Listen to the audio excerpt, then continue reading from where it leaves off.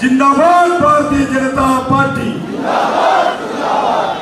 कमलम पुव्वु गुर्तुके लंकार दीपक के नरेंद्र मोदी गारी नायकत्वं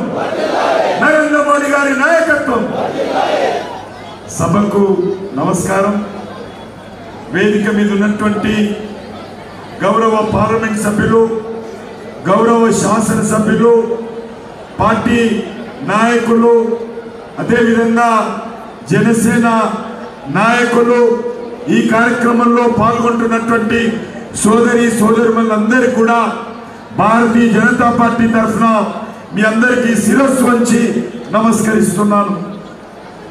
11వ తేదీన ఎన్నికలు ఉన్నాయి। ఈ ఎన్నికల్లో మనమందరం కూడా ఆలోచించి నిర్ణయం తీసుకోవాల్సిన అవసరం ఉంది।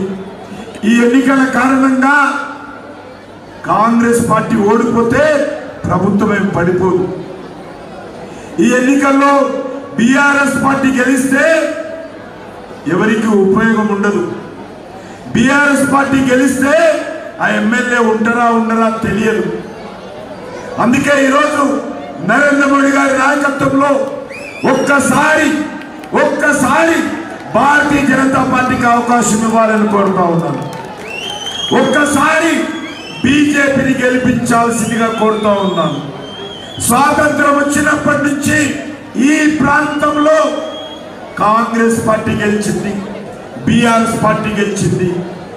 ఎన్ని 79 సంవత్సరాలుగా ఇక్కడ గెలిచింది కాంగ్రెస్ పార్టీ, బీఆర్ఎస్ పార్టీ। మరి మన బతుకులు మారాయా? ఈరోజు ఎక్కడున్నా మనము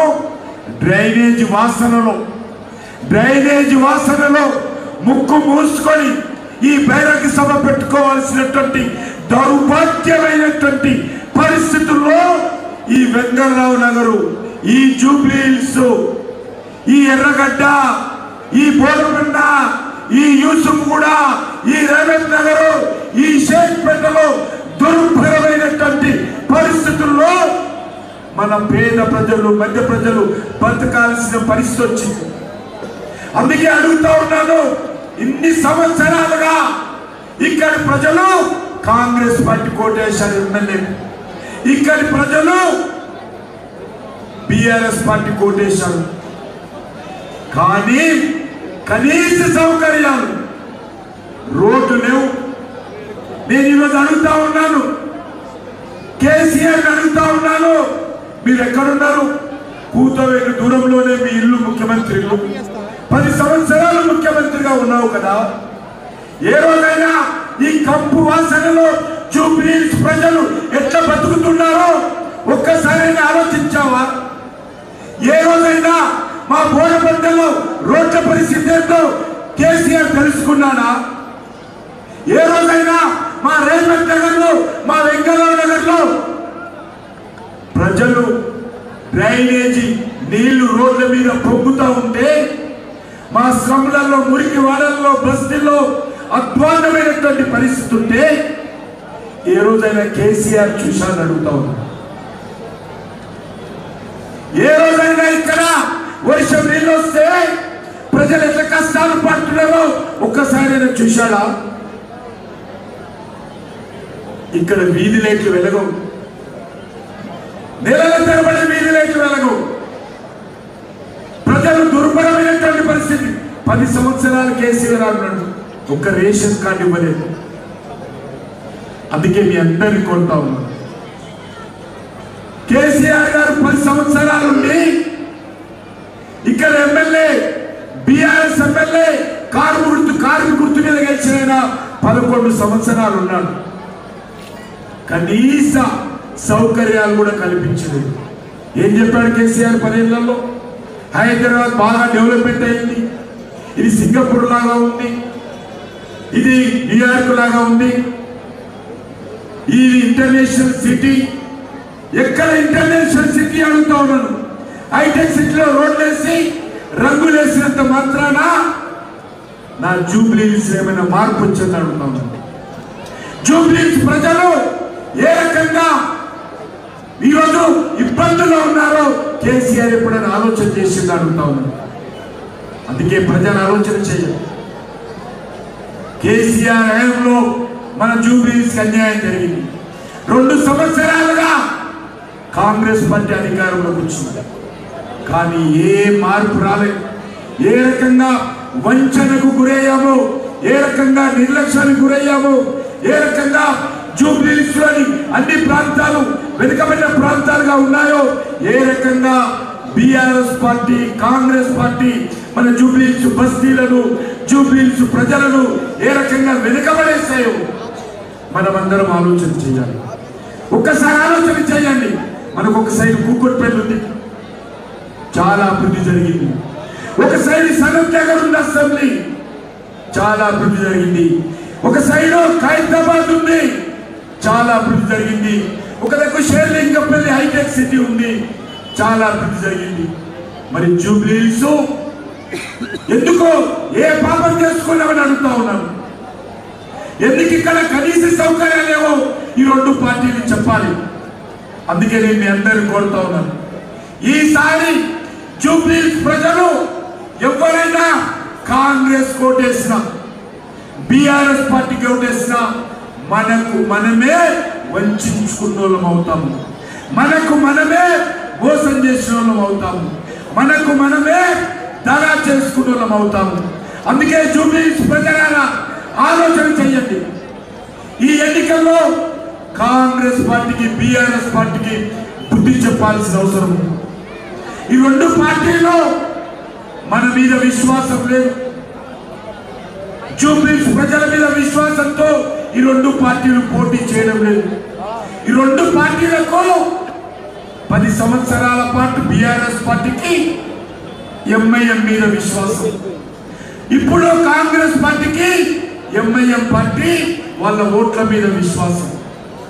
ఇంకొక విశ్వాసం ఉండాలి, డబ్బుల మీద విశ్వాసం ఉంది. మీ మీద విశ్వాసం లేదు.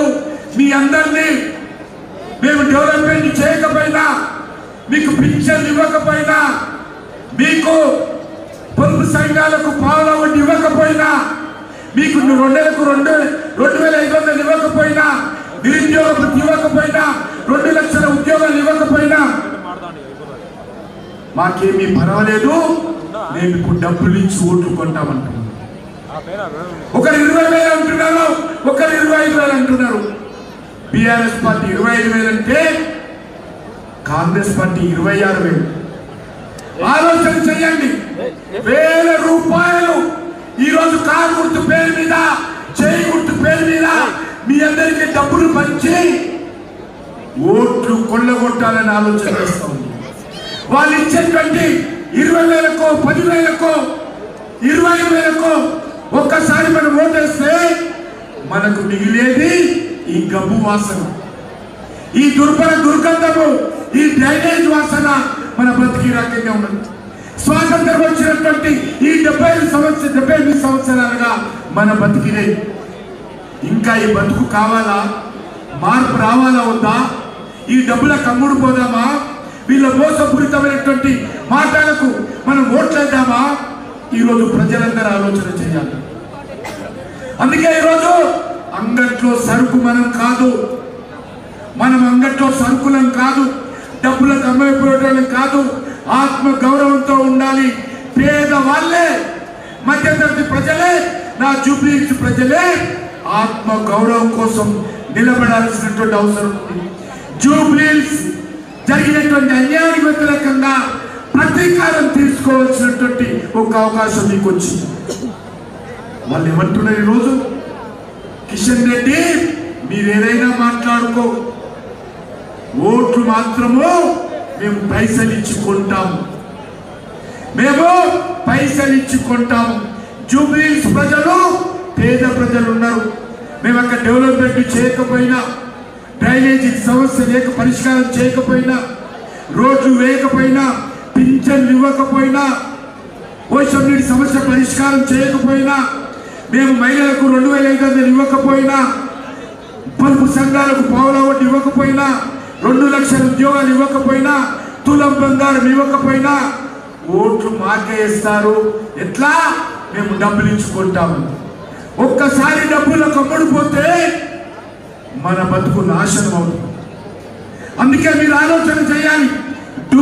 జూబ్లీహిల్స్ ప్రజలు డబ్బులకు అమ్ముడు పోయేటోళ్ళు కాదు, ఆత్మ గౌరవంతో ఉండేటువంటి జూబ్లీహిల్స్ ప్రజలు పులి బిడ్డలని నిరూపించాల్సిందిగా కోరుతా ఉన్నారు. పులి బిడ్డలుగా మనమందరం గౌరవంతో ఉండాల్సిన అవసరం ఉంది. అందుకే కోరుతా ఉన్నాం. ఈరోజు మజ్లిస్ పార్టీ మీద వాళ్ళకి విశ్వాసం, మెజార్టీ ప్రజల మీద విశ్వాసం లేదు. ఇక్కడ ఎన్నికలకు ముందు ఎన్నికల నోటిఫికేషన్ వచ్చినప్పుడే ఇక్కడ కబ్రస్థాన్కు మన ఎర్రగడ్డలో భూమించారు, మేదీపట్నంలో భూమించారు. మజ్లిస్ పార్టీ అడిగితే ప్రభుత్వ భూమి బస్తీల మధ్యలో ఎవరు జాగీరని ఇచ్చారో అది డిఫెన్స్ భూమించారు. అదే సమయంలో బంజారా హిల్స్ లో ఒక పెద్దమ్మ తల్లి విగ్రహం, 50 గజాల గుడి ఉంది. రాత్రికి రాత్రి ఇదే రేవంత్ రెడ్డి ప్రభుత్వము 50 సంవత్సరాలుగా ఉన్నటువంటి గుడిని అక్కడ ప్రభుత్వము ఆ గుడిని కూల్చేసి విగ్రహాన్ని మాయం చేశారు. 50 గజాల 50 సంవత్సరాలుగా ఉన్నటువంటి గుడి స్థలము ఇది పెద్ద బహిరంగంలో ఉన్నటువంటి స్థలం కాబట్టి ఆ భూమిని అమ్ముకోవాలని, ఆ భూమిని అమ్మితే డబ్బులు వస్తాయని రేవంత్ రెడ్డి ప్రభుత్వ భూమిలో 50 సంవత్సరాలుగా ఉన్నటువంటి పెద్దమ్మ తల్లి గుడిని కూలగొట్టి విగ్రహాన్ని మాయం చేశారు. మరొక దిక్కు డిఫెన్స్ భూమిలో వేల గజాల భూమి కబ్రస్థాన్కి ఇస్తారు మజ్లిస్ పార్టీ వల్ల. ఎర్రగడ్డలో ఖాళీల మధ్యలో 1000 గజాల భూమి కబ్రస్థాన్కి ఇస్తారు. ఆలోచన చెయ్యండి. ఈ ప్రభుత్వం యొక్క ద్వంద్వ వైఖరి ఏ రకంగా ఉందో ఆలోచన చేయాల్సిందిగా కోరుతా ఉన్నాం. ఇక్కడ గత ఎన్నికల అజారుద్దీన్ పోటీ చేసి, కానీ ఈరోజు అజారుద్దీన్ టికెట్ ఇవ్వలే. మజ్లిస్ పార్టీ వద్దన్నది కాబట్టి, మజ్లిస్ పార్టీ కాదన్నది కాబట్టి గతంలో మజ్లిస్ నుంచి పోటీ చేసినటువంటి వ్యక్తికి టికెట్ ఇచ్చారు. మరి ఎన్నికలు ప్రకటించిన తర్వాత ఇదే రేవంత్ రెడ్డి అజారుద్దీన్ మంత్రి పదవి తీసుకున్నారు. ఈయనకు ప్రేమ ఉంటే ఎందుకు టికెట్ ఇవ్వలేదు అజారుద్దీన్? ఎందుకు 2 సంవత్సరాల క్రితం మంత్రి పదవి ఇవ్వలేదు? 2 సంవత్సరాలుగా మైనార్టీ లేనటువంటి ప్రభుత్వాన్ని నడిపారు. ఈరోజు రేవంత్ రెడ్డి నెల రోజులుగా సెక్రటరియట్ పోవడం లేదు, గవర్నమెంట్ పని చూస్తలేడు, మన జూబ్లీహిల్స్ ఎలక్షన్ చూస్తున్నాడు. ఏదో రకంగా కుట్రలు కుతంత్రాలు చేసి ఈ ఎన్నికల్లో గెలవాలి. అందుకే 2 పార్టీల గురించి ఆలోచించి బీఆర్ఎస్ పార్టీ ఈరోజు అంటున్నది 10 సంవత్సరాలు మేము జూబ్లీహిల్స్ అభివృద్ధి చేయలేదు, తెలంగాణ అభివృద్ధి చేయలేదు, 10 సంవత్సరాలు మేము మా కుటుంబ సంగతి చూసుకున్నాము. కేసీఆర్ అంటున్నాడు 10 సంవత్సరాలు అభివృద్ధి చేయలేదు, ఇప్పుడు ఓట్లేస్తే అధికారంలోకి వస్తే ఇప్పుడు చూస్తామని. అయ్యా 10 సంవత్సరాలు ఏం చేసామంటే నా సంగతి చూసుకున్నా, నా కొడుకు సంగతి చూసుకున్నా, నా కూతురు సంగతి చూసుకున్నా, నా అల్లుడి సంగతి చూసుకున్నా, నా చిన్నల్లుడి సంగతి చూసుకున్నా, నా పెద్దల్లుడి సంగతి చూసుకున్నా. ఇప్పుడు ఓట్లేస్తే ఇప్పుడు జూబ్లీహిల్స్ ప్రజల సంగతి చూస్తాను. ఆలోచన చేయాలి. TRS party, BRS party, Revanth Reddy, Congress party, KCR, ఈ 2 పార్టీలు ఒకటే. ఈరోజు ఈ 2 పార్టీలు కూడా గత అనేక రోజులుగా హైదరాబాద్ లో మజ్లిస్ పార్టీని పెంచి పోషిస్తా ఉన్నాయి. మజ్లిస్ పార్టీ గూండాయిజాన్ని, రౌడీజాన్ని పెంచి పోషిస్తా ఉన్నాయి. నేను ఓల్డ్ సిటీలో పెరిగాను, యాకత్పూర్లో చదువుకున్నా.